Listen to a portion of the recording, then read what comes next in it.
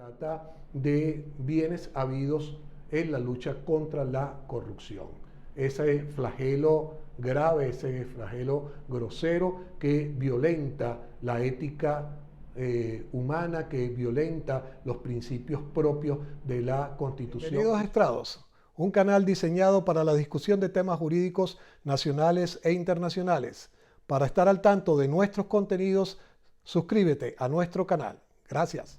Bienvenidos todos, les habla Antonio Bello Lozano Márquez y en esta oportunidad dando continuidad a los temas que hemos venido tratando en esta plataforma de YouTube, vamos a considerar el tema del allanamiento de la inmunidad parlamentaria. ¿Por qué vamos a tratar este tema? Por los recientes acontecimientos que se han suscitado en Venezuela a raíz de las denuncias de corrupción en la principal empresa del Estado, como es Petróleo de Venezuela, lo que ha conllevado a la detención de un número importante de distintos funcionarios públicos, entre los que se incluyen diputados a la Asamblea Nacional, exministros, jueces de la República y otros funcionarios, así como particulares ciudadanos y ciudadanas de la República. ¿Por qué vamos a hablar de allanamiento a la inmunidad parlamentaria? Porque justamente con motivo de estas investigaciones se produjo el allanamiento a la inmunidad parlamentaria de uno de los implicados en esta trama de corrupción, específicamente del diputado Jutbel Roa. ¿Qué es la inmunidad parlamentaria? ¿Qué es el allanamiento a la inmunidad parlamentaria, entre otras cosas? Los diputados, como representantes del pueblo en ejercicio de sus funciones, están provistos de privilegios que le otorga, en este caso, tanto la Constitución como la ley. En el caso de los diputados, el artículo 200 de la Constitución Nacional establece lo que es la inmunidad y el artículo 199 lo que es el privilegio de la inviolabilidad. ¿En qué consiste este privilegio de la inviolabilidad? En que sencillamente las opiniones que los diputados o diputadas al Parlamento Nacional emitan con ocasión de sus funciones no van a traer consecuencias jurídicas, no van a traer persecución o no van a generar cualquier tipo de demanda o reclamo por esas opiniones realizadas con ocasión del ejercicio de la actividad parlamentaria. Ahora bien, esa prerrogativa de la inviolabilidad no es ilimitada en el sentido de que existe la posibilidad de sanciones disciplinarias por parte del mismo Parlamento cuando ese diputado ha incurrido en cuestiones que atañen a la violación de reglas éticas, así como del comportamiento social. Tampoco protege la inviolabilidad aquellas situaciones de calumnia, injurias, apologías a la rebelión, entre otros aspectos. Todo lo cual son manifestaciones contrarias a la formación de la voluntad del Parlamento como tal. Entonces, tiene un privilegio legal establecido, un privilegio constitucional, por supuesto, lo tiene, pero un privilegio que siempre va a ser limitado. Por otra parte, está el aspecto de la inmunidad, es decir, la posibilidad de ser perseguido judicialmente por la comisión de algún delito. En este sentido, nos permitimos dar lectura al artículo 200 de la Constitución, el cual señala lo siguiente: los diputados o diputadas de la Asamblea Nacional gozarán de inmunidad en el ejercicio de sus funciones, desde su proclamación hasta la conclusión de su mandato o la renuncia del mismo. De los presuntos delitos que cometan los y las integrantes de la Asamblea Nacional, conocerá en forma privativa al Tribunal Supremo de Justicia, única autoridad que podrá ordenar, previa autorización de la Asamblea Nacional, su detención y continuar su enjuiciamiento. En caso de delito flagrante cometido por un parlamentario o parlamentaria, la autoridad competente lo pondrá bajo custodia en su residencia y comunicará inmediatamente el hecho al Tribunal Supremo de Justicia.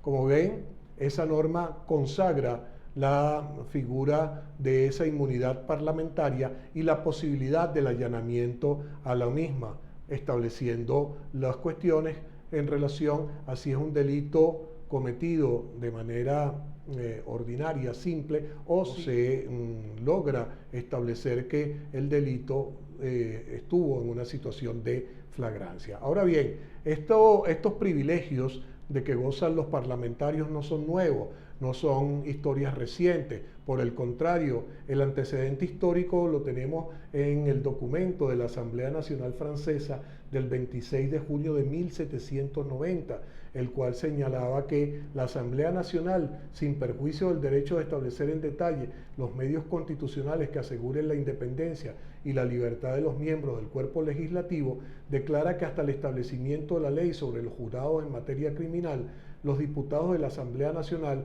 pueden, en casos de flagrante delito, ser detenidos conforme a las ordenanzas. No obstante, no podrán ser procesados por ningún juez antes de que el cuerpo legislativo haya decidido que hay lugar a la acusación o la vista de las informaciones y de las piezas de convicción. ¿De qué estamos hablando aquí? Es decir, ¿cuáles son las características que reviste la posibilidad del allanamiento? Primero, que se trata de una figura mediante la cual se trata de impedir que se restrinja arbitrariamente la libertad personal. Pretende que la labor de los parlamentarios como representantes del pueblo no se vea perjudicado, pero eso no significa que exista impunidad o exoneración de responsabilidad. Se logra determinar que realmente es culpable, que realmente está implicado en el delito que se le imputa, por supuesto puede ser enjuiciado, no va a quedar impune, va a haber la persecución criminal, la persecución judicial, el enjuiciamiento a través del debido proceso ante los tribunales de justicia. ¿Qué se procura con esto? Sencillamente proteger el libre mandato del electorado y que no haya persecuciones políticas que de una forma u otra impidan el ejercicio de la actividad parlamentaria. Esta figura de la inmunidad se puede proteger a través de diferentes medios, como cuáles: el amparo constitucional y el habeas corpus. Y otra característica importante de esto es que la inmunidad puede ser renunciable, es decir, el diputado o diputada que esté inmerso, incurso en una situación de esta, puede perfectamente renunciar a su inmunidad y enfrentar el juicio penal correspondiente ante la jurisdicción que corresponda conocer del asunto. Como lo mencionamos anteriormente, en base a lo dispuesto en el artículo 200 de la Constitución Nacional, hay que ver si el delito se comete o el delito es detectado de manera flagrante o no, porque en base a ello vamos a ver si se logra la detención o no inmediata del diputado, del parlamentario o parlamentaria que se encuentre incurso de esta. Repetimos entonces que el artículo 200 establece que los presuntos delitos que cometan los diputados de la Asamblea Nacional conocerá en forma privativa el Tribunal Supremo de Justicia, que es la única autoridad que podrá otorgar la autorización para el enjuiciamiento del parlamentario, previa, por supuesto, aprobación del Parlamento Nacional, siendo que su detención deriva de dos aspectos. Uno, de que haya sido cometido el delito en flagrancia, es decir, que la actividad policial haya determinado que hay un delito flagrante que se está cometiendo en esa oportunidad y entonces detiene al parlamentario. O en el caso de que no se trate de un delito flagrante, pero que la pesquisa, que la investigación arroje la posible actividad delictiva del parlamentario o parlamentaria, entonces habrá lugar a que se vaya a la figura prevista en la propia ley orgánica del Tribunal Supremo de Justicia para que sea la sala plena del Tribunal Supremo de Justicia, mediante esa figura del antejuicio, entonces quien conozca y quien autorice el enjuiciamiento como tal. Entonces tenemos dos clases de situaciones. aquellos delitos cometidos en situación que no constituye flagrancia y aquellos que puedan constituir la flagrancia como tal. Señala el artículo 112 de la Ley Orgánica del Tribunal Supremo de Justicia que corresponde a la Sala Plena declarar si hay mérito o no para el enjuiciamiento y se llevará a cabo una audiencia para que intervenga el fiscal general, la víctima y el diputado o su defensor. Declarado como sea que hay mérito para el enjuiciamiento, se oficiará a la Asamblea Nacional solicitando el allanamiento de la inmunidad parlamentaria y corresponderá a la comisión especial que se designe resolver sobre tal autorización.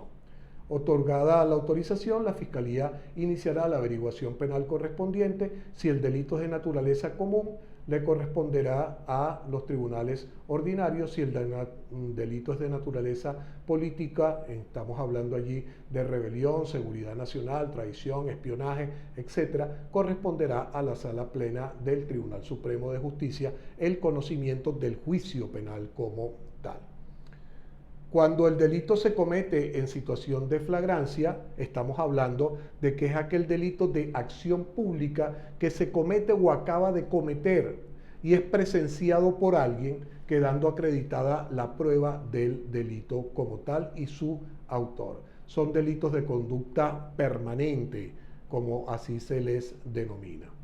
En el caso que hemos venido señalando de la corrupción de la trama del caso PDVSA, la Sala Plena del Tribunal Supremo de Justicia, en sentencia número 11 del 21 de marzo del año 2023, se declaró primero competente para conocer y decidir la solicitud que interpuso el fiscal general de la República. Después estableció que se evidencian suficientes elementos de convicción para estimar la probable comisión flagrante de delitos graves de corrupción, que por tratarse de delito flagrante de naturaleza común, el enjuiciamiento deberá hacerse por ante los tribunales ordinarios competentes. Por eso hemos visto que ante un tribunal de control han sido presentados todos estos funcionarios, incluyendo el diputado cuya inmunidad parlamentaria fue solicitada por la Sala Plena del Tribunal Supremo de Justicia y aprobada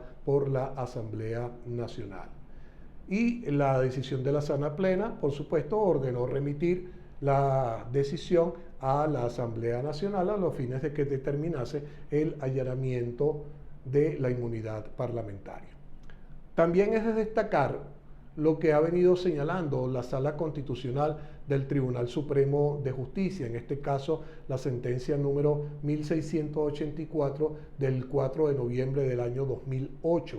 ¿En qué sentido? En el sentido de que en el contexto de un procedimiento de antejuicio de mérito no le está permitido a la Sala Plena emitir juicio valorativo alguno.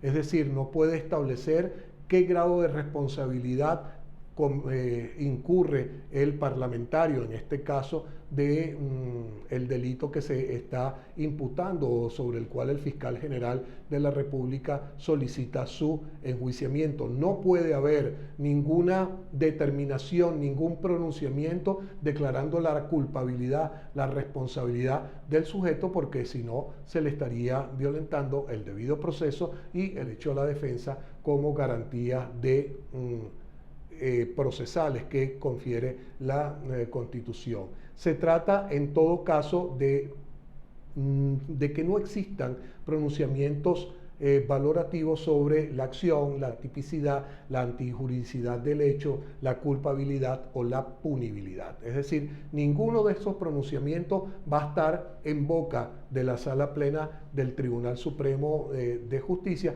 y la cual, como sucedió en este caso del diputado Roa, sencillamente se limita a señalar que existen suficientes elementos de convicción para dar inicio a la averiguación. No está diciendo que este diputado es culpable, que este diputado tiene responsabilidad en este asunto, sino que los elementos que fueron presentados por la Fiscalía General de la República, hay suficientes elementos que van en esa dirección de autorizar el enjuiciamiento como tal. Por su parte, la Asamblea Nacional, en su sesión ordinaria realizada para este caso, decidió por unanimidad allanar la inmunidad parlamentaria de Hubel Roa Carusi por estar incurso de manera flagrante en delitos de corrupción, tal como lo determinó el Tribunal Supremo de Justicia. Realmente no hubo una determinación como tal, sino lo que hubo fue un señalamiento de la existencia de elementos de convicción.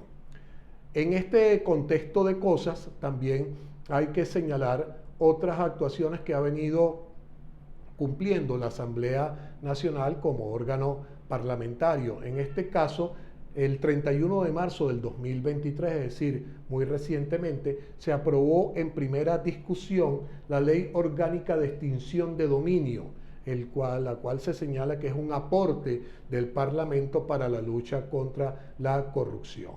¿Qué es esta ley de extinción de dominio?